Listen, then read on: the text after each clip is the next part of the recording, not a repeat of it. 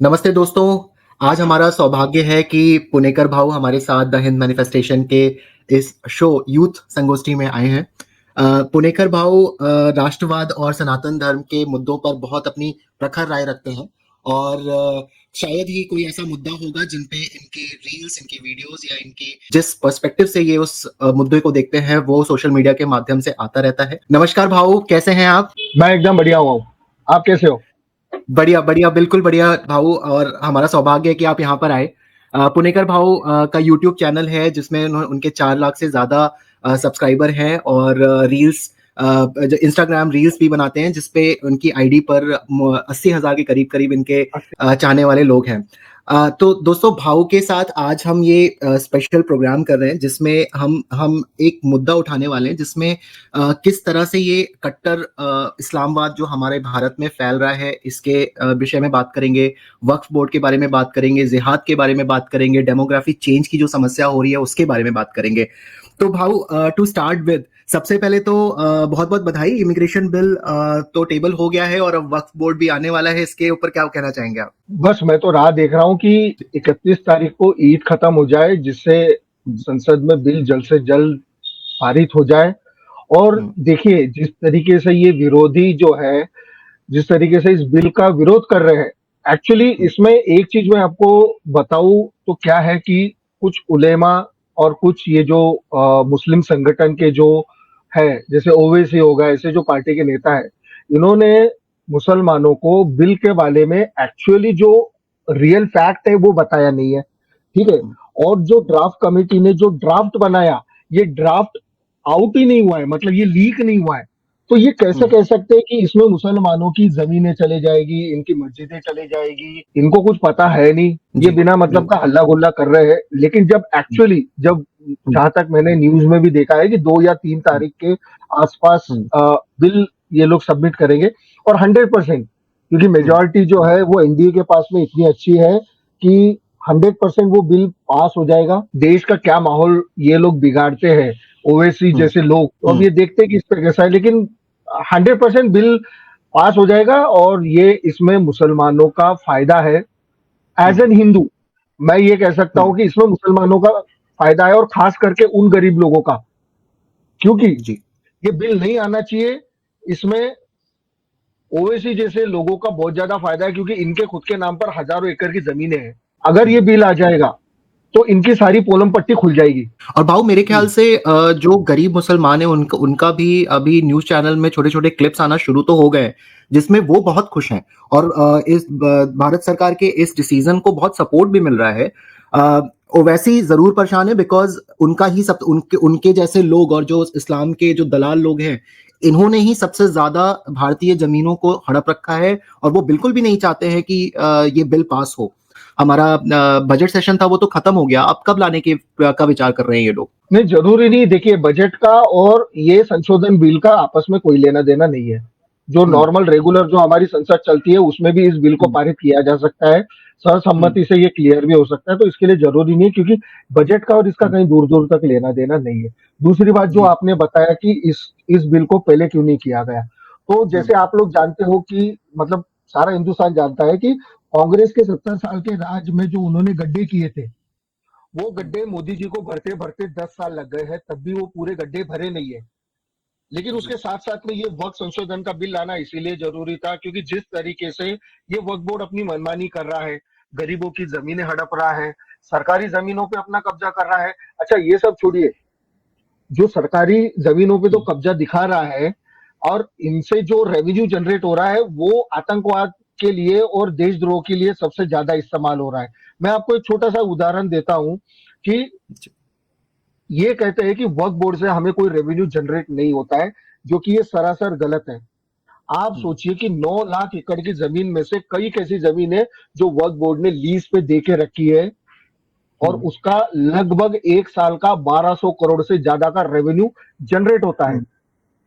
लेकिन ये गवर्नमेंट को बताते हैं कि हमें सिर्फ 1 या 1.5 करोड़ कुछ साल का उससे रेवेन्यू जनरेट होता है। देखिए ये क्या है, ये जिस तरीके से इनकी पत्थरबाजी हो गई, ये देश में जहाँ पत्थरबाजी होती है, कश्मीर में जो हमले होते हैं, इन सब चीजों का पैसा जो है, इन सब चीजों का फंड यहीं से जाता है। ये बंद होना चाहिए। जी, इसी के लिए ये बिल लाना ज़रूरी है। जी। नहीं, सही गरीबों बोल रहे हैं। को और इसमें आप हाँ, जी, नहीं, सही बोल रहे हैं कि गरीब गरीब मुसलमानों को तो इसका कभी कोई फ़ायदा नहीं मिलता। हालाँकि गरीब मुसलमान का बच्चा ही पत्थर उठाने में सबसे आगे दिखता है, क्योंकि वो 100-50 रुपए उसको इसी फंड से, जो भाऊ आप कह रहे हैं, इसी फंड से जो इनका रेवेन्यू जनरेट होता है, इसी फंड से निकाल कर उनको पैसे 50, 60, 100 रुपए दे दिए जाते हैं और पत्थर हाथ में पकड़ा दिया जाता है। आप बिल्कुल सही मुद्दा उठा रहे हैं भाऊ। भाऊ, इमिग्रेशन बिल जो अभी टेबल हुआ है, इसका कुछ इम्पैक्ट आएगा? हमारे यहाँ पे जो कट्टरवाद मुस्लिम लोग हैं, वो उनका उनकी उनकी जो हमारे भारत में प्रकोप है, वो कम होने वाला है क्या इसकी वजह से? देखिए प्रकोप कम होने तो इस पे लगाम लगना ज़रूरी है, हुँ, ठीक है? लगाम इसलिए लगना ज़रूरी है क्योंकि बिल के 2-3 फैक्ट अगर आप देखोगे, तो इसमें सरासर क्या दिखाया गया है कि इसमें एक जज को अपना जो मेरे ख्याल से कलेक्टर ऑफिसर जो रहता है उसकी नियुक्ति हुँ, की जाएगी। वो हुँ, इसलिए की जाएगी कि जिस तरीके से कोई भी वक़्त अपना किसी जमीन पे अगर दावा ठोकेगा तो हुँ, उसकी जांच पहले सरकार करेगी। सरकार जी, के जो अपॉइंट किए हुए जो कलेक्टर ऑफिस या उनके जो अधिकारी रहेंगे वो जी, इस मामले को दखल अंदाजी देंगे, जो ये जी, नहीं चाहते। जी, जैसे बिल्कुल, ये आपका केस वर्क ट्रिब्यूनल में जाना चाहिए, हुँ, मतलब अब आप कोर्ट में नहीं जा सकते, तो अब वो नहीं चलेगा। सबसे जी, पहले इनकी सबसे बड़ी कमर वहां पे टूट जाएगी। जिस तरीके से इनके समुदाय में महिलाओं को 1% का भी किसी भी चीज में हकदार नहीं है, चाहे वो इनकी खुद की प्रॉपर्टी हो या औरत की खुद के पिता की प्रॉपर्टी हो या पति की प्रॉपर्टी हो, उसका अधिकार नहीं रहता है।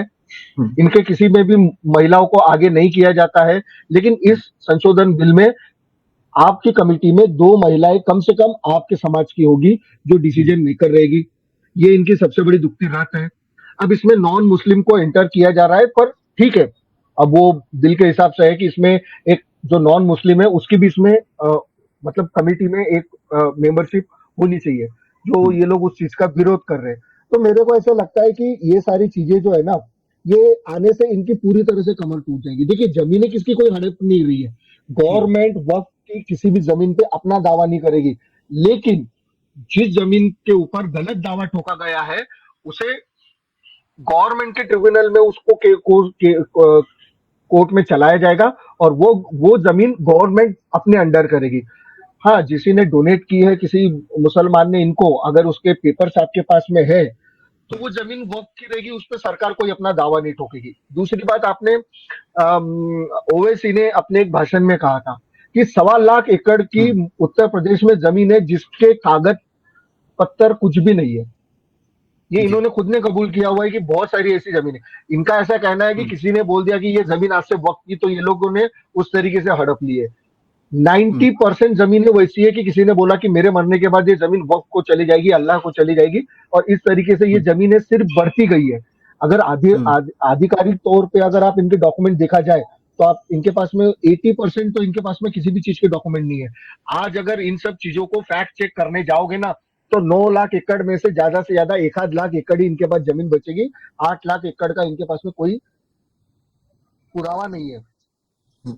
शायद इसीलिए डरे भी हुए हैं भाऊ ये लोग ज़्यादा, कि इनका जो वर्चस्व है, ये ज़मीन जिहाद इन्होंने जो किया है, और इतनी बड़ी ज़मीन अगर इनकी चली जाती है भारत से, तो इनका जो वो सपना था ब 40 तक ये लोग हिंदुस्तान को मुसलमान देश घोषित करना चाहते हैं। देखिए क्या है, जी, अकबर, बाबर, खिलजी से लेकर इनके कई बाप हिंदुस्तान में आकर गए, अंग्रेज आकर गए। जी, हम कितनी भी संख्या में हो, लेकिन आज भी हिंदू इस धरती पे सबसे ज्यादा है। जी, मतलब सबसे ज्यादा हिंदू वाला देश हमारा भारत इकलौता देश है जिसकी कम से कम 100-120 करोड़ की आबादी है, जो प्योर हिंदू है, जी, जो किसी और देश की नहीं है। ये हमको जी। खत्म नहीं कर पाए, कई हजारों वर्षों से आप देखते आए होंगे। हुँ, महाभारत, हुँ, रामायण काल से, जब राक्षसों ने भी खत्म करना चाहा हिंदू धर्म को, लेकिन वो आज तक सफल नहीं हो पाए। तो ये चंद कुछ मुट्ठी भर तो देश को नहीं कर पाएंगे। बस यही है कि हमारे देश में जो जातिवाद है ना, वो एक हुँ, बार अगर खत्म हो गया और ये हुँ, सारी जातियां मिलकर एक बार खुद को 100 120 करोड़ के लोग अपने आप को कट्टर हिंदू मानना शुरू करेंगे ना, मजाक नहीं हुँ। करता हूँ, ये 25 करोड़ है ना, अपने लिए अलग देश की मांग ऐसे कर देंगे। 25 करोड़ नहीं है भाऊ, 16 करोड़ है। मुझे नहीं लगता कि 25, ये लोग ज़्यादा क्लेम करते हैं ताकि राजनीतिक एडवांटेज ले पाएँ। मुझे नहीं लगता कि 25 करोड़ की आबादी होगी इनकी। हो सकता है, मतलब हम तो वही हुँ, आंकड़े देखते हैं जो हमको टीवी में दिखाए जाते हैं। जी। हो सकता है क्योंकि आधिकारिक तौर पर कम भी हो सकता है।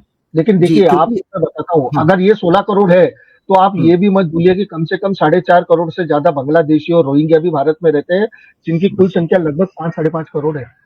जी, जी, बिल्कुल और ये इमिग्रेशन सरकारी डेटा नहीं है, ये सरकारी डेटा नहीं है, ये प्राइवेट कंपनी ने डेटा निकाला हुआ है कि कम से हुँ, कम इतनी घुसपैठ हुई हुई है। जी, बिल्कुल और इसीलिए भाऊ इमिग्रेशन बिल जो टेबल हुआ है, वो इसीलिए हुआ है और आपने अभी अमित शाह का संसद में देखा होगा आपने उनका अभी बयान दिया है उन्होंने कि इमिग्रेशन बिल के आने से ये जो रोहिंग्या मुसलमान और बांग्लादेशी मुसलमान हैं, इनकी तादाद तो कम होगी और इनको डिपोर्टेशन भी करना शुरू कर दिया जाएगा।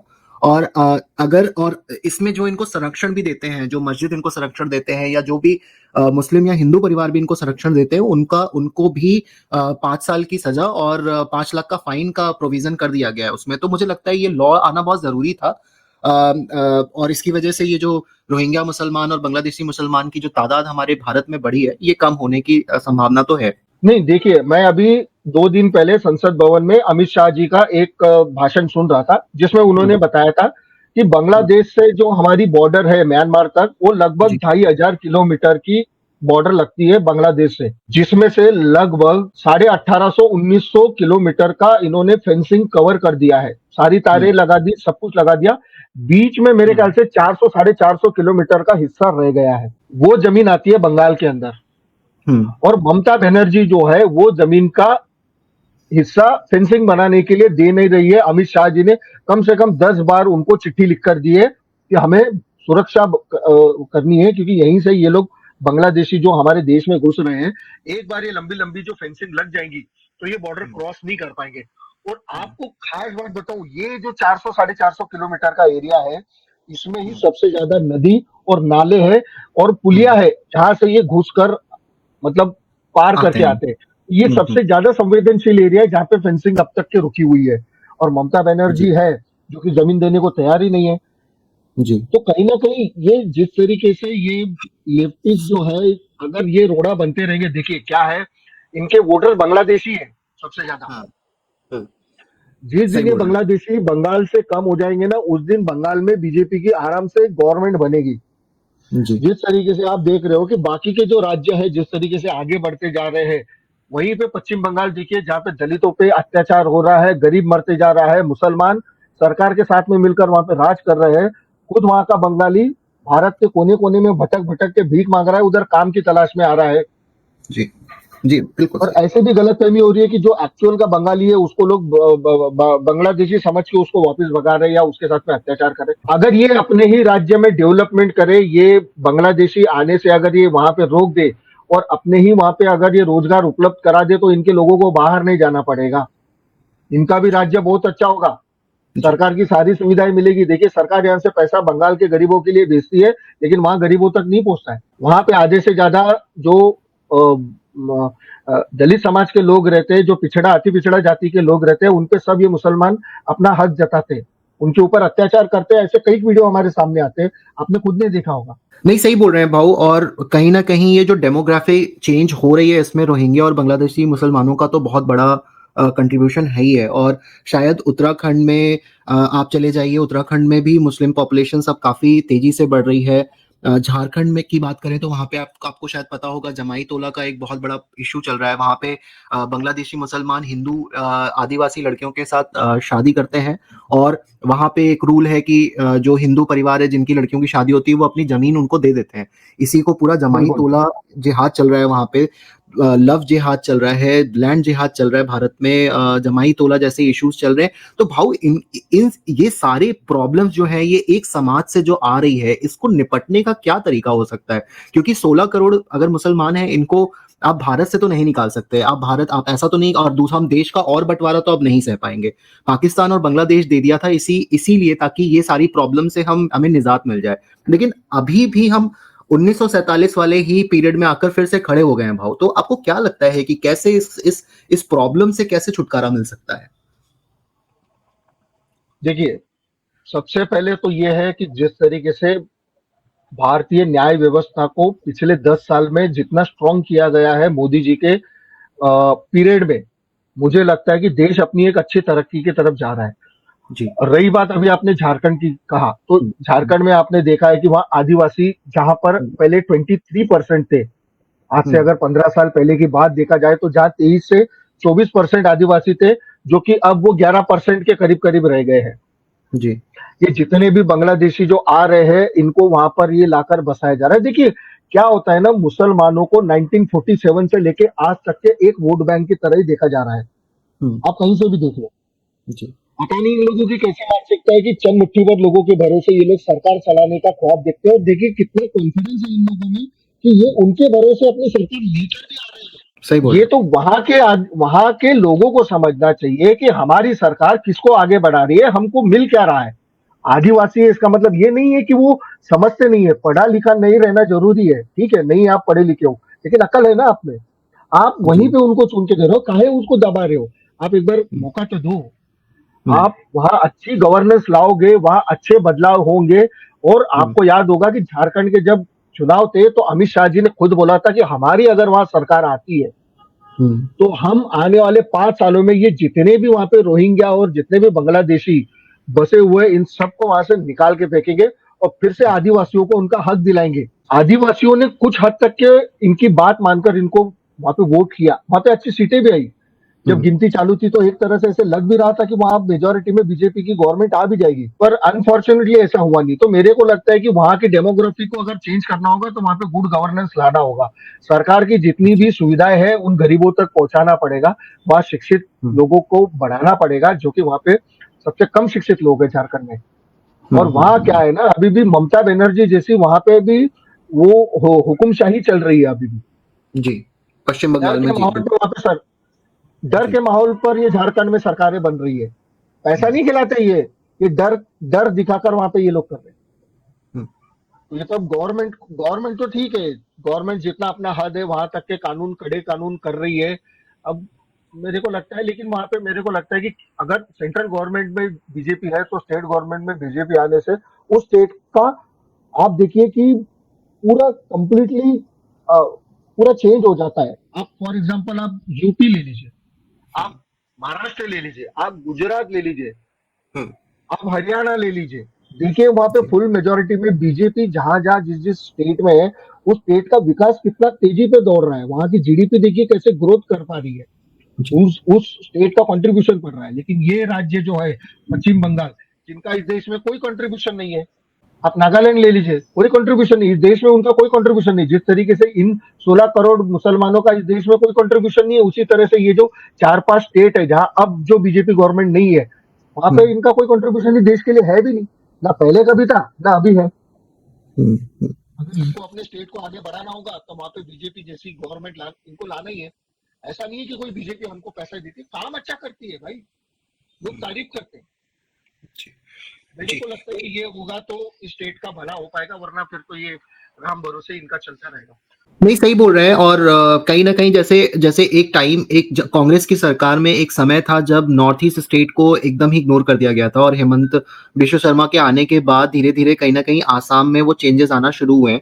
और मणिपुर की हालात हम सबको पता ही है। और इन इन सारे जो भी नॉर्थ ईस्ट की जो समस्या है, इसमें बहुत बड़ा योगदान बांग्लादेशी रिफ्यूजीज और बांग्लादेशी घुसपैठ जो है उनका बहुत बड़ा योगदान है, जिसको धीरे धीरे काउंटर किया जा रहा है। आपने ये बात बहुत अच्छी बोली भाऊ की, में भी होना, सेंटर में भी बीजेपी का होना और स्टेट में भी बीजेपी का होना बहुत जरूरी है।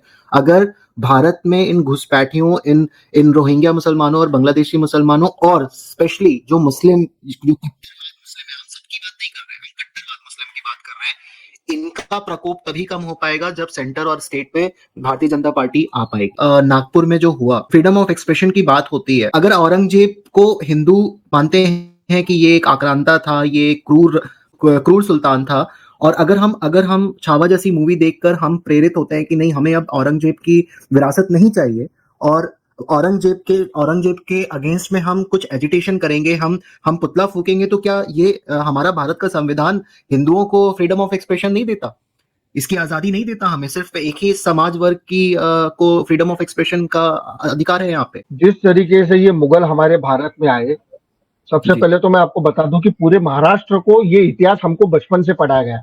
हमारे इतिहास के जी। किताब में अफजल खान हो गया, औरंगजेब हो गया, ये अकबर हो जी। गया, इनके हमने बचपन से हमारे मराठी के किताबों में इन सबका इतिहास पहले से लिखा हुआ है। तो जी। महाराष्ट्र जो है महाराष्ट्र में सब लोग जानते हैं कि औरंगजेब कितना क्रूर था। ये हम्म, फिल्म आने के बाद में पूरी दुनिया को पता चला कि वो एक्चुअल कितना क्रूअल था। सही बोल रहे हैं जी। समझ रहे हो?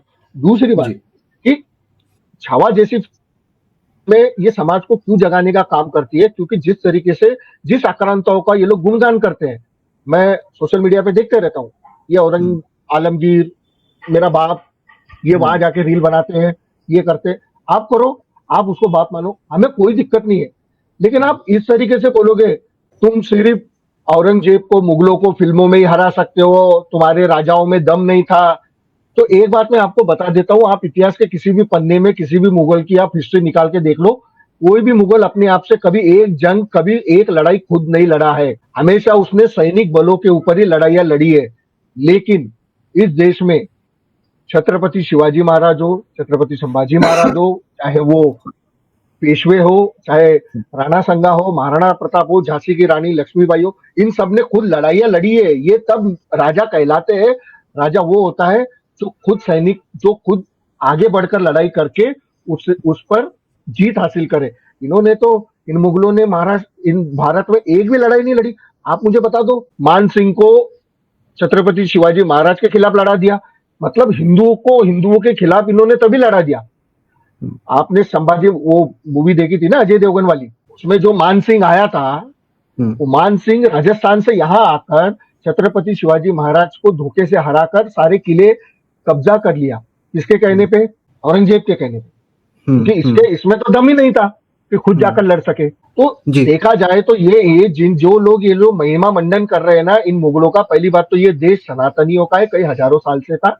ये आक्रमणकारी हम्म, विदेश से आए, भारत में आए, हम्म, भारत को लूटा।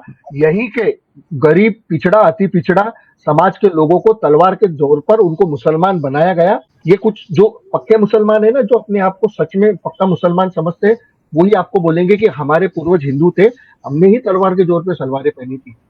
और हम्म, आज ये उन्हीं के नाम पर ये देश को आतंक की ओर बढ़ाते जा रहे हैं। तो इनका तो, अगर ये कबर हटेगी, ये जिस तरीके से इनके बोर्ड उखाड़ के फेंकेंगे, इनके नाम की सड़कें नहीं रहेंगी, तो ये प्रभाव देश में एक अलग तौर पे चला जाएगा। देश एक अलग व्यू की तरफ देखा जाएगा। ना कोई तुगलक रोड, ना कोई अकबर रोड, ना कोई बाबर रोड, कोई नहीं चाहिए। क्यों चाहिए? नहीं, हमको किसी मुगल की कबर हमको भारत में चाहिए। हम्म। इस देश भारतीय में मुसलमानों जिन जिन जी, भारतीय इस मुसलमानों देश में में एक दिक्कत ये है भाऊ। जिन जिन हम्म, राजाओं ने इस देश के लिए, इस मातृभूमि के लिए अपना खून पसीना एक करके लड़ाइयां लड़ी है और हम्म, समाज के लिए लड़े हैं, वो ना किसी हिंदू या किसी जाति के लड़े हैं, वो अपने हम्म, समाज के, अपने देश के प्रति लड़े हैं। उन्हीं के स्मारक इस देश में रहेंगे। और आप जी, वो भी देखिए कि इन्हीं स्मारकों को देखने के लिए विदेशी भारत में आते हैं। इनके अकबरों के मकबरे देखने के लिए नहीं आते, अगर आप एक वो ताजमहल या कुतुब मीनार छोड़ दे तो। ये सही बोल रहा है। और ये भारतवर्ष का दुर्भाग्य है भाऊ कि एपीजे अब्दुल कलाम जैसे जैसे लोगों को यहाँ पर नहीं पूजा जाता मुसलमानों द्वारा, लेकिन ऐसे औरंगजेब जैसे क्रूर लोगों के लिए ये लोग जान निछावर करते हैं। अफजल गुरु जैसे लोगों के ऊपर ये पूरे भारतवर्ष से लड़ाई करने के लिए रेडी हो जाते हैं, और जेएनयू जैसी जगह पे भारत तेरे टुकड़े होंगे इंशाल्लाह के नारे लगाते हैं। हर एक घर से अफजल मरेगा, दूसरे घर से पैदा होगा। ये मानसिकता जो शो करते हैं, ये यही कारण है कि आप और हम जैसे लोगों को फिर सनातन धर्म के बारे में बोलना पड़ता है, क्योंकि ये बहुत भयावह है भाऊ। और इतना भयावह है कि अगर अगर ये 16 करोड़ की जो जनता है, इनकी मुस्लिम मुस्लिम जनता है भारत में, अगर ये सबको इसी तरह से सोचने लगे, तो भारत एक विकट जगह पे खड़ा हुआ है कि इनसे हम ना निकल पाएंगे, ना इनकी धारणा को चेंज कर पा रहे हैं, ना इनकी मानसिकता को चेंज कर पा रहे हैं हम लोग। जी भाऊ। बिल्कुल आपने सही कहा। बिल्कुल सही कहा आपने। देखिए क्या होता है ना, एक देश को आगे बढ़ने के लिए वहां के लोगों का समर्थन, वहां के जी, लोगों की जो मेंटालिटी होती है ना, उस देश को वो आगे बढ़ाती है। जी। जैसे फॉर एग्जांपल आप दुबई को देख लीजिए। हम्म, दुबई के पास में इतना कम तेल था, लेकिन वो हम्म, आगे क्यों बढ़ा? क्योंकि उन्होंने नीति बनाई। वहां के जी, लोगों ने उनके गवर्नमेंट का साथ दिया। जी, उन्होंने अच्छे रोड बनाए, अच्छे ट्रांसपोर्टेशन बनाए, अच्छे बिजनेस हब बनाए। वहां के लोग ना कचरा फेंकते हैं, ना उस देश को ना गंदा करते हैं, वो सरकार को सपोर्ट करते हैं। हम्म, जी, आप भारत के किसी भी मुस्लिम बाहुल्य इलाके में चले जाइए, दुनिया भर की सबसे बड़ी गंदगी आपको उनके इलाके में मिलेगी। वो जहां बिल्कुल जाते सही अपनी भाव। गंदगी फैलाते हुए जाते हैं। जी, अगर इस देश को, अगर तेल के कुएं कल चल के मिल भी जाए, तो देश पैसा कमा के क्या करेगा? इस देश को बढ़ने के लिए आपके लोगों की मेंटालिटी वैसी होनी चाहिए। आप वंदे भारत जैसी करोड़ों रुपया खर्चा करके ट्रेन बनाते, ये उसके शीशे फोड़ देते। जी, अभी जी, हाल ही में अभी आपने देखा दिल्ली के मेट्रो स्टेशन पे इन्होंने कितना दंगा किया। जी, ये मुंबई में अभी इनका कुछ तो पीछे एक डेढ़ महीना 2 महीना पहले इनका कुछ तो जुलूस निकला था, उसमें इन्होंने पूरी ट्रेनें वेने के कहीं ट्रेनों के दरवाजे तोड़ रहे, कहीं खिड़कियां तोड़ रहे, कहीं स्टेशन को गंदा कर रहे हैं। ये लोग कैसे रह पाएंगे? आप मुझे बताइए। नहीं, बिल्कुल सही बोल रहे हैं भाऊ। और इनको शायद कीचड़ में रहने की आदत पड़ गई है। जी, इसीलिए भाऊ मुझे लगता है कि लॉ एंड ऑर्डर भारत में सुधरना बहुत जरूरी है। और जिस हिसाब से अरब कंट्रीज में लॉ एंड ऑर्डर फॉलो किया जाता है, वहां पे किसी का धर्म नहीं देखा जाता, वहां पे लॉ एंड ऑर्डर बनता है। अगर किसी ने भी कुछ भी करना, अगर किसी ने दुबई जैसे ही देश में अगर किसी ने गंदगी करी वहां पे, तो उसको जेल हो जाएगी। तो कहीं ना बिल्कुल। कहीं भारत में भी इसी तरह के लॉ एंड ऑर्डर को, अब वो चाहे कोई भी करे, इट्स नॉट इम्पोर्टेंट कि वो मुस्लिम समाज का हो या हिंदू समाज का, अगर कोई भी गंदगी करता है, कोई भी प्रॉब्लम करता है, कोई भी लॉ एंड ऑर्डर को तोड़ता है, एक समान उसका ट्रीटमेंट होना चाहिए। लेकिन भारत का दुर्भाग्य यह है भाऊ कि यहाँ पे जो लेफ्ट सेकुलर हिंदूज है और लेफ्ट और कट्टर इस्लामवाद वाले लोग हैं, यही सबसे पहले इनकी इनके इनके संरक्षण के लिए खड़े हो जाते हैं। ये जो संरक्षण मिलता है ये सब करने के बाद, इसको कैसे सुधारा जा सकता है? आप खुद देखो कि अभी उत्तर प्रदेश में ओवैसी ने पिछले बारी में जिन कैंडिडेट को खड़ा करा वो एक नंबर के क्रिमिनल है। जी, अभी आपने दिल्ली वाले इलेक्शन में देखा, इसने 2 लोगों को टिकट दिया, वो दोनों क्रिमिनल है, उसमें से एक जेल में बैठा हुआ है। जी, जम्मू कश्मीर के इलेक्शन हुए तो ओवैसी ने अपने पार्टी के 2 लोग खड़े किए, वो दोनों के दोनों एक नंबर के जिहादी और आतंकवादी है जो जेल में से लड़ रहे हैं। तो कहीं ना कहीं ये इन लोगों को बढ़ावा देने के लिए ओवैसी जैसे लोग ही इस देश को बर्बाद कर रहे हैं। पहली बात तो हम्म, हम्म, मुसलमानों को बरगलाने का काम सबसे पहले ये लोग करते हैं। ये जितने भी लेफ्टिस्ट है, आप सोचिए इनका कितना कॉन्फिडेंस है, उन 16 करोड़ लोगों के बेस पे ये लोग कितना हुड़दंग करते हैं, आप सोचो। जी, मतलब जो हिंदूवादी पार्टी है वो भी इतना नहीं सोचती होगी कि अरे मेरे पास में 100 120 करोड़ है, जी, 125 करोड़ मेरे पास में हिंदू होकर भी इतना हिंदू, मतलब वो अपने आप को इतना स्ट्रांग फील नहीं करते। लेकिन ये 10-15 करोड़ लोगों के ऊपर ये लोग कितना खुद को पावरफुल समझते हैं। आप लोग क्यों? क्योंकि क्या है ना, ये लोग एकजुट है। भारत हम्म, में क्या है ना, जातिवाद बटा हुआ, एकजुटता नहीं है। जी, जी, बिल्कुल सही बोल रहे हैं। यही सबसे बड़ा कारण होता है कि इनकी हिम्मत बढ़ते जा रही है, क्योंकि इनको पता है हिंदू हम्म, जातियों में बटा हुआ है। लेकिन हम्म, हम मुसलमान ये नहीं बोलेंगे मैं बरेली हूँ, मैं फलाना हूँ, मैं शेख हूँ, मैं खान हूँ। ये लोग ऐसा नहीं, मैं मुसलमान हूँ। हम्म, इन लोगों की कट्टरता इससे साबित होती है कि ये खुद को मुसलमान मानते हैं।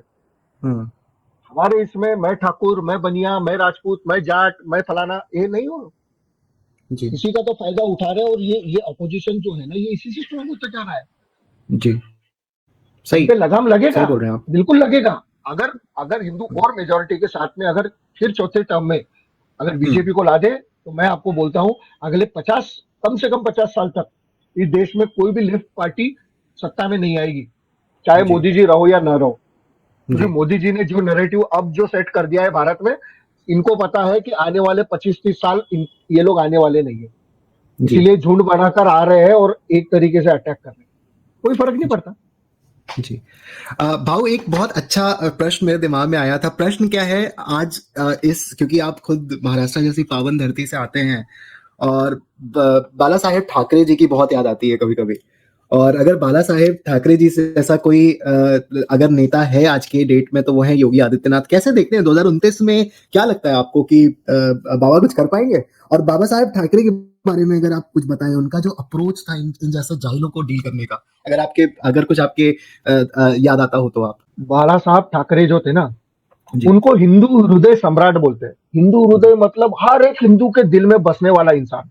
उनकी दहाड़ है ना, शेर के जैसी दहाड़ थी, इसलिए उनके पार्टी का निशान आप देखोगे ना, उसमें उसमें शेर दिखाया हुआ है। बाला साहब ठाकरे का मैं एक इंटरव्यू, बहुत लोगों ने देखा होगा, फिर भी मैं आज आपको बताता हूँ कि बाला हम्म, साहब ठाकरे थे ना, ये लीडर होके बोलते थे। हम्म, मुसलमानों को सीधा लांडे करके बोलते थे। हमारे जिस तरीके से इनको नाम रखे जाते हैं ना, कटवा बिटवा हम्म, ये वो, हम्म, बिल्कुल हम्म, ऐसे बोलते थे, लांडे, इनको पहले मैं हटाऊंगा, हम्म, पहले कश्मीर साफ करूंगा, पहले जी, बांग्लादेशियों को भगाऊंगा।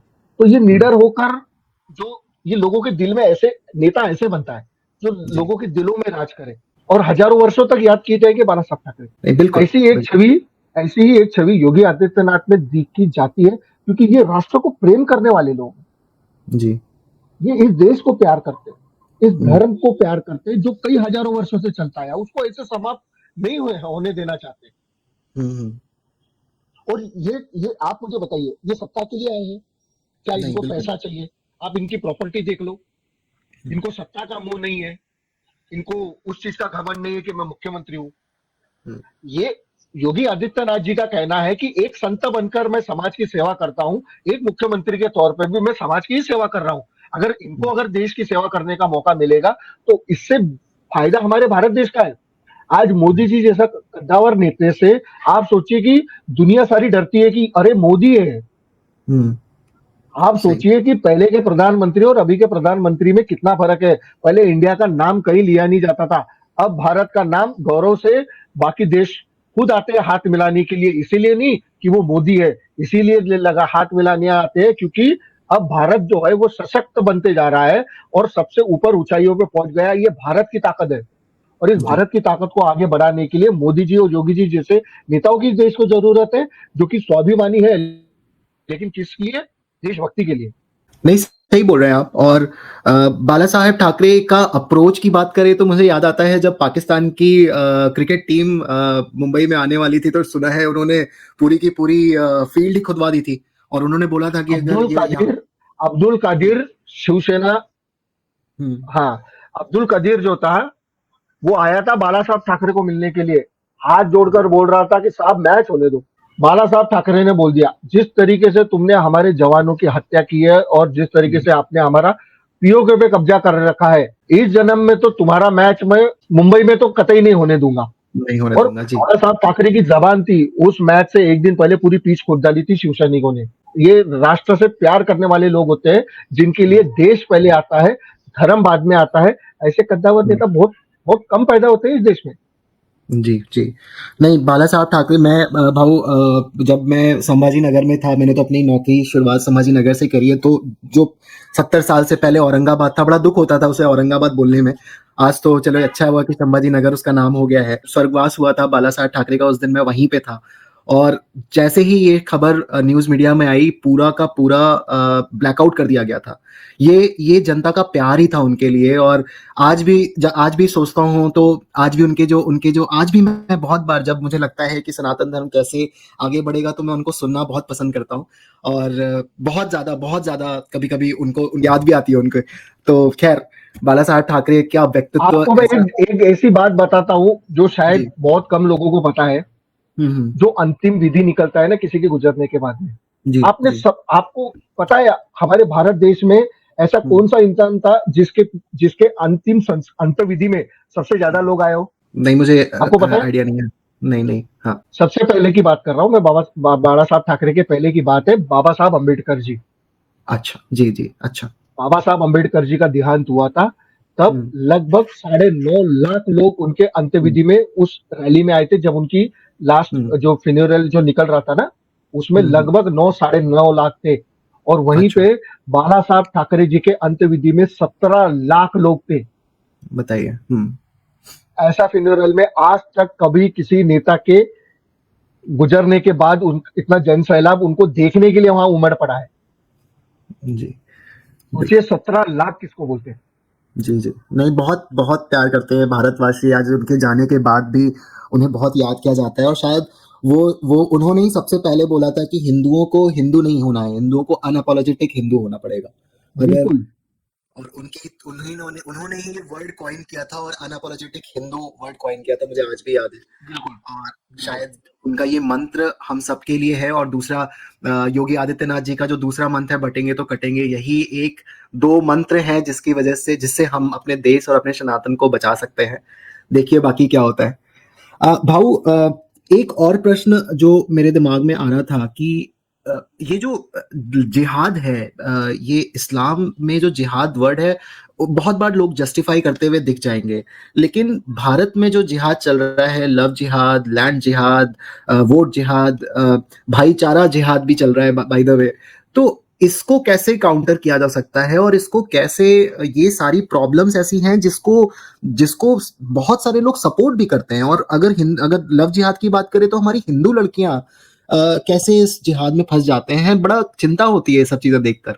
अगर आप किसी छोटे बच्चे के सामने ऐसी टॉफी लेकर जाएं तो चाहे आप उसके जान पहचान का हो या ना हो, वो उस टॉपिक की तरफ आकर्षित होकर वो आपके पास चला जाता है। ठीक है, हमारी बहनों को ये लोग बहलाकर, फुसलाकर, बरगलाकर ये लोग अपने जाल में फंसाते हैं। देखिए, मैं सबसे पहले आपको एक सीधी-सीधी बात बताता हूँ। देखिए, इस बारे में कोई डाउट नहीं है कि ये लोग अपने आप को इस तरीके से बनाते हैं कि लड़कियां इनके तरफ अट्रैक्ट हो, चाहे वो बॉडी हो, इनका फेशियल हो, इनका दिखने का लुक हो, लड़कियां खुद ब खुद अट्रैक्शन की तरफ जाती है। कहीं ना कहीं इनकी जो कम्युनिटी है वो ऐसे लोगों को सपोर्ट करती है, उनको गाड़ी देती है, उनको पैसे देती है, बिकॉज अपनी कम्युनिटी की जो आबादी है उसको कहीं ना कहीं इंक्रीमेंट करने जैसा है। मैंने ऐसे कहीं कहीं सुना हुआ है कि इन्हें ऐसा बताया जाता है कि काफिर के लड़कियों से, मतलब नॉन नॉन मुस्लिम लड़कियों से आप लोग शादी करते हो तो आपको जन्नत का ये मिलता है, वो मिलता है, और ये पता नहीं आसमानी किताब का ये लोग बहुत हवाला देते हैं, जिससे उस लड़के का तो माइंड डाइवर्ट करती है और उसको टारगेट दिया जाता है, उसको टारगेट दिया जाता है कि लेकर आओ, पैसा तो देती है। अब ये पैसा आता कहां से है? ये वक्फ बोर्ड जैसी जमीनें जो रहती है ना, इनको लीज पे देकर जो इनसे रेंट आता है ना, ये पैसा इन सब चीजों में लगता है। खास करके मैं आपको बताता हूँ, अब लड़कियां होती है, अब देखिए आपने भी कॉलेज पढ़ा है, मैंने भी कॉलेज पढ़ा है, आप किसी लड़की से कॉलेज में बात करते हो तो वो ये नहीं पूछती है कि तू हिंदू है या मुसलमान। जी जी। आपने आकर बोल दिया मेरा नाम समीर है, समीर हिंदू में भी नाम होता है, मुसलमानों में भी नाम होता है, और ज्यादा इंप्रेसिव नाम है। सबसे ज्यादा लव जिहाद के जितने भी शिकार भारत में हुए हो ना, उसमें 40% नाम समीर ही यूज होता है, क्योंकि ये आप ये उससे पता नहीं कर पाते। दूसरी बात क्या है, एक अलावा भी पहन लेंगे, ये खुद को हिंदू कैसे प्रेजेंट करना है दिखा देते हैं। शारीरिक शोषण करना, लड़कियों को फंसाना, एक तो शादी कर लेंगे या तो बच्चा पैदा करने की मशीन बना लेंगे, तो इनका टारगेट बिल्कुल सेट होता है। और ये आज से नहीं, कई पहले से चलता आया है। आज जब नए जनरेशन में आपके पास में मोबाइल और ये सब चीजें आने लगी, तब आपको ये सब चीजों का पता लगा। लेकिन ये मैं आपको बताऊं, आप सोचिए 70 साल में 3 करोड़ से ये 8-10 गुना कैसे बढ़ गए। टारगेट इनका सेट है, टारगेट इनका सेट है। आप चाहे कुछ भी कर लो। हिंदू मंदिरों में क्या होता है ना, पूरे देश को पता होता है, लेकिन मस्जिदों में क्या हो रहा है ना, ये आपको बाहर पता नहीं चलेगा। भले आप उस मस्जिद के बाहर कान लगाकर खड़े रहो, आपको पता नहीं चलेगा अंदर क्या हो रहा है। जी। ये मदरसे होते हैं ना, ये ट्रेनिंग के अड्डे होते हैं जी। यहीं से ये सब बच्चों को सिखाया जाता है क्या करना है, कैसे लड़कियां करनी चाहिए। जी। ये सोफिस्टिकेटेड टारगेट फिक्स करते हैं, इनका काम ही वही होता है। वो हमारी बहनों की गलतियां नहीं है, वो तो थोड़ा अच्छा चेहरा देखकर, थोड़ा पैसा देखकर, या कोई कुछ भी बोल लो, लालच लालच के तौर पे आप वो, तो जैसे मैंने चॉकलेट का आपको एग्जांपल दिया, कर देती है। लड़की तो ये सोच के जाती है कि इसके साथ में वो बेहतर जिंदगी की तरफ देखती है ना, लड़की हमारी हिंदू की बच्चे पैदा करने की मशीन के हिसाब से नहीं देखती है। जी। बेहतर भविष्य देखने का अधिकार हमारे भारत में सबको दिया हुआ है, तो वो लड़की उस लड़के की तरफ बेहतर भविष्य के हिसाब से ही देखती है। उसको क्या पता कि बाद में उसका नरक में प्रवेश होने वाला है। तो ये सबसे बड़ा कारण है। और कहीं ना कहीं बॉलीवुड भी इसका एक ब्रांड एम्बेसडर बनता हुआ दिखता है। शाहरुख खान को देख लीजिए, या अभी स्वरा भास्कर को देख लीजिए, और भी ऐसे लोग हैं जो लोग लव जिहाद के ब्रांड एम्बेसडर्स हैं। और यही कहीं ना कहीं सोनाक्षी सिन्हा को देख लीजिए, और न जाने कितने नाम है। मैं तो बॉलीवुड ज्यादा फॉलो नहीं करता हूँ, लेकिन ब्रांड एम्बेसडर का काम करते हैं ये लोग पूरी तरह से लव जिहाद के लिए। तो इसमें कम से कम ये हमारे हिंदुओं का ही है। आप देखिए 60 साल का आमिर खान का बुड्ढा, आमिर खान जो बुड्ढा है, अब तो बुड्ढा ही हो गया 60 साल का। जी जी। 60 साल उम्र में भी उसने तीसरी हिंदू लड़की को फंसा लिया, आपने देखा था?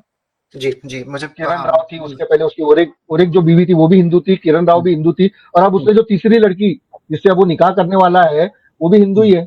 शाहरुख खान, उसकी जो बीवी है वो भी हिंदू ही है, गौरी खान जी। सबसे बड़ा ये बॉलीवुड ने पहले भी मैं आपको बताता हूँ, हिंदू धर्म को नीचा दिखाने का काम बॉलीवुड में आज नहीं साल से चलता आ रहा है। इन्होंने हिंदू धर्म को मजाक बना के रखा। क्यों? क्योंकि उनको पता है हिंदुओं का मजाक उड़ाना बड़ा आसान होता है, क्योंकि आपका उसमें कोई कुछ नहीं बिगाड़ता, और उसका नतीजा ये अब तक चलते आया। लेकिन खैर छोड़ो, देर आए दुरुस्त आए, आज कंडीशन वैसी नहीं रही। अब जो बॉलीवुड है वो कहीं ना कहीं ये विचार करता है फिल्म बनाने से पहले कि मैं कैसी बनाऊं। जी बिल्कुल। और छावा जैसी जैसी मूवीज बनने के बाद ये इनको अब समझ में आ गया है कि अब राष्ट्रवाद के मुद्दे ही यहाँ पे चलेंगे, और अगर आप सनातन धर्म के बारे में कुछ भी बोलेंगे तो वो अब बर्दाश्त नहीं किया जाएगा। और ये ताकत अपने आप मेरे को बताइए, किताबों से इतिहास मिटाया गया है। इन मुगलों को इन इन इन इन मुगलों को महान बता कर तो अभी हमारी उम्र तक के तो हम यही समझ कर आ रहे थे कि अकबर महान है। लोग तो जानते ही नहीं थे कि संभाजी महाराज कौन है। आज तक पूरी दुनिया जानती थी कि सिर्फ अकेले छत्रपति शिवाजी महाराज ही थे। संभाजी महाराज को जानता कौन था? जी, अगर आप बहुत कम लोग। महाराष्ट्र अगर छोड़े तो छत्रपति संभाजी महाराज को इस देश में कोई नहीं जानता था। सही बोल। लेकिन उन्होंने छत्रपति शिवाजी महाराज जैसे ही बड़े बड़े काम किए इस देश में। भले उनका कार्यकाल बहुत छोटा था। छत्रपति शिवाजी महाराज के गुजरने के बाद इनका कार्यकाल सिर्फ 8 से 9 साल ही चला। लेकिन उस 8 से 9 साल के कार्यकाल में भी इन्होंने बहुत बहुत परेशान करके रखा था इन मुगलों को। इसीलिए तो इन्होंने धोखे से मारा आखिर में।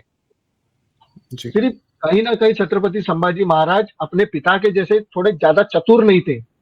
वरना छत्रपति शिवाजी महाराज के ऊपर भी अफजल खान जैसे ने धोखे से वार किया और छत्रपति शिवाजी महाराज ने वहां से बचकर उसका वध भी किया। जी। लेकिन हो सकता है पुत्र में उतनी चतुराई नहीं थी अपने पिता के समान, इसीलिए वो धोखे से पकड़े गए। शंभू राजे ने हिंदवी स्वराज का जो झंडा ऊपर किया वो शायद, और उन्होंने जो प्रताड़ना झेली वो एक बहुत बड़ा मैसेज देती है हम सारे हिंदुओं के लिए कि हमें अगर हमारे देश और सनातन को बचाना है तो कहीं ना कहीं हमें एकजुट होना पड़ेगा और हमें प्रतिकार करना पड़ेगा, हमें बोलना पड़ेगा। और कहीं ना कहीं भाऊ आप जैसे लोग बहुत प्रेरणादायक होते हैं लोगों के लिए, क्योंकि जब आप छोटी सी रील बना के अपने आप को अपना पक्ष सामने रखते हैं तो कहीं ना कहीं लोग उससे बहुत मोटिवेट होते हैं। आप सोचो कि कुछ जैसे आप बता रहे थे कि 16 करोड़ ने 125 करोड़ लोगों को डरा के रखा हुआ है। कोई हिंदुत्व पे बात ही नहीं करना चाहता है। कोई लड़का हिंदुत्व के लिए बात करता है, ये लोग उसको धमकियां देते हैं, जान से मारने की धमकियां देते हैं, वो बेचारा चुप बैठ जाता है। जी। मतलब सोचिए कि ये चंद मुट्ठी भर लोग पूरे देश को कंट्रोल कर रहे हैं। हम जैसे युवा लोगों को आगे आकर इन लोगों के खिलाफ आवाज उठानी पड़ेगी, इनका विरोध करना पड़ेगा। आप अगर इनके साथ में लड़ नहीं सकते तो कम से कम आप इनके खिलाफ विरोध कर सकते हैं। अच्छाई बुराई का फर्क दिखाना हमारा काम है, हम दिखाते हैं ना। मैं अपनी वीडियो में दिखाता हूं इनकी करतूतें, लेकिन आपका भी फर्ज बनता है कि आप उसको समझे और अपने बच्चों को और अपने आने वाली पीढ़ी को बताएं कि देखो ये लोग कैसे है। और हम तो बात करते रहेंगे, हमको अपने देखिए मैं क्या बोलता हूँ, आज नहीं तो कल मरना ही है। भगवान ने जितनी उम्र दी है उसको लिखकर हम लोग आए हैं, उसको कोई बदल नहीं सकता। जब मेरी मौत निश्चित होगी उस दिन आनी है, तो जब तक नहीं आती है तब तक अगर मैं अपने समाज, अपने धर्म के लिए, अपने देश के लिए अगर मैं थोड़ा बहुत कार्य कर लूं तो इसमें बुराई क्या है। भारत का संविधान मुझे अधिकार देता है, बोलने की आजादी देता है, और मैं उसी संविधान के तहत मैं बिंदास बोलता हूं। अपने को डर नहीं है किसी का। बिल्कुल। और शायद भाऊ इसीलिए आपको चाहने वाले बहुत लोग हैं। आपके रील्स को, आपके वीडियोस को, आपके जो भी आप राय रखते हैं लोग उस पे कमेंट करते हैं और उस पे बढ़ चढ़कर हिस्सा लेते हैं। तो भाऊ धन्यवाद आपका इस शो पे आने के लिए। यूथ संगोष्ठी हम दोबारा फिर से आपके साथ मिलना चाहेंगे, और अभी तो बहुत सारा ये टॉपिक हम परमानेंटली डिस्कस कर सकते हैं और 10 शो इसके ऊपर। और भाऊ बहुत बहुत धन्यवाद आपका। आप कुछ क्लोजिंग कमेंट कुछ देना चाहते हो तो बताइए प्लीज। मुझे ऐसा लगता है कि लोगों ने सोशल मीडिया खाली एंटरटेनमेंट के पर्पज से नहीं, तो वहां आपकी आंखें खोली जा रही है, आप उसको नजरअंदाज न करिए। अपने देश, अपने समाज, अपने धर्म के लिए एकजुट दिखाइए। मेरे को ये ऐसे लगता है कि जिस दिन अगर हम लोगों ने एकजुटता दिखा दी इस देश में, उस देश में ये 16 करोड़ हो या 160 करोड़ हो, हमारा कुछ नहीं बिगाड़ पाएंगे। अगर आप मजबूत तो आपका देश मजबूत, आपका राष्ट्र मजबूत रहेगा, ऐसे मेरे को लगता है। और जो हमारे जैसे लोग, ऐसे क्रिएटर है जो इनकी सच्चाई सामने लाते हैं, वीडियो ढूंढ कर लाते हैं, इन पे आवाज उठाते हैं, सरकार को टैग करते हैं, मीडिया को टैग करते हैं, वो लोग हमारी रीलें देख देख कर वो अपने जो न्यूज चैनल है वो लोग इन सब चीजों को दिखाते हैं। वो कहीं ना कहीं समाज पे इसका इफेक्ट पड़ता है। तो मेरे को लगता है अधिक से अधिक लोगों ने इनकी सच्चाई लाना चाहिए सामने। देश और दुनिया को भी पता लगना चाहिए कि देश में खतरा किसको किससे है। कि विदेशों से जिस हिसाब से महाकुंभ को देखने के लिए जो 100 करोड़ आए थे। नहीं, इसमें लगभग 1 करोड़ से ज्यादा जो विदेशी भारत में आए हैं, और हर साल जो आते हैं वो हमारे देश, धर्म और हमारे सनातन धर्म को ही देखने आते हैं। और सबसे ज्यादा पर्यटन आपने देखा होगा कि उत्तर प्रदेश में आते हैं, क्योंकि ये देवभूमि है उत्तर प्रदेश। लोग सनातन को समझने के लिए भारत देश में आ रहे हैं। इनका कुतुब मीनार और इनकी कब्रें देखने के लिए भारत में कोई नहीं आता, किसी को लेना देना भी नहीं है। ना ही अरबियों को कोई लेना देना है यहाँ के मुसलमानों से, ना कुछ नहीं है, वो लोग इनको मानते भी नहीं अपना, जी। वो असली इस्लाम को मानने वाले लोग हैं। हम्म। हमारी देवभूमि है, इस देश का सम्मान करते हैं, इस हिंदू धर्म का देश देश में सम्मान होता है। जी। अगर देश में हिंदू धर्म का सम्मान नहीं होता तो अबू धाबी और दुबई जैसे देशों में, मुस्लिम देशों में हिंदुओं के मंदिर खड़े नहीं होते। सही बोल रहे हैं जी। आप तो सऊदी अरेबिया तो में भी हिंदू धर्म जो मंदिर है बनने वाले हैं। जी। बिल्कुल बनेगा, और हिंदू धर्म जहाँ सब जगह बनेगा। बस आप लोग एकजुट हो जाओ, बस यही हम चाहते हैं, बाकी जी। और कुछ नहीं। मुझे बहुत अच्छा लगा धन्यवाद भाऊ। आपसे बात हाँ करके। जी। देखिए, ये तो मेरा फेवरेट मेरा सब्जेक्ट है। मैं इस पे अगर आप 4 दिन बोलो तो भी हम लोग बात कर सकते हैं। हमारे पास में इन सब चीज़ों के लिए बोलने के लिए बहुत कुछ है, क्योंकि इन्होंने करके इतना रखा हुआ है देश के बारे में, और लोगों को ये जी। सब चीज़ें जानना ज़रूरी है। लोग जानते जी। भी हैं, लोग आवाज़ नहीं उठा सकते। लेकिन आप अगर आवाज़ नहीं उठा सकते हो, तो मैं जनता से ये कहना चाहता हूँ कि जो आवाज़ उठाता है ना, आप हम्म, उसको सपोर्ट करो। जी। आप नहीं आवाज़ उठा सकते, आप नहीं कर सकते, आप खाली विरोध करो, हम्म, वही काफ़ी है। क्योंकि जी। उस विरोध में बहुत ताकत है। जी। आज़ादी हमको उसी विरोध के कारण मिली है, जी। लड़ाई करके नहीं मिली है। जी। ये लोगों को समझना चाहिए। इससे ज्यादा मैं और कुछ नहीं बोल सकता हूँ। ठीक है भाऊ। धन्यवाद भाऊ। दोबारा फिर मिलेंगे बहुत जल्दी, आपका फिर से आशीर्वाद लेने आएंगे। और मिलते हैं दोस्तों। Thank you so much for watching this video. Please like, subscribe and comment. बिल्कुल करना। ऑल्सो भाऊ का चैनल पे 4 लाख व्यूअर्स है, सब्सक्राइबर हैं। उनका इंस्टाग्राम आईडी आप लोग सब्सक्राइब करिए और भाऊ को भी अपना प्यार दीजिए। Thank you so much. Thank you so much भाऊ। धन्यवाद। चलिए, धन्यवाद। जय श्री राम। जय हिंद, जय भारत, हर हर महादेव, जय श्री राम।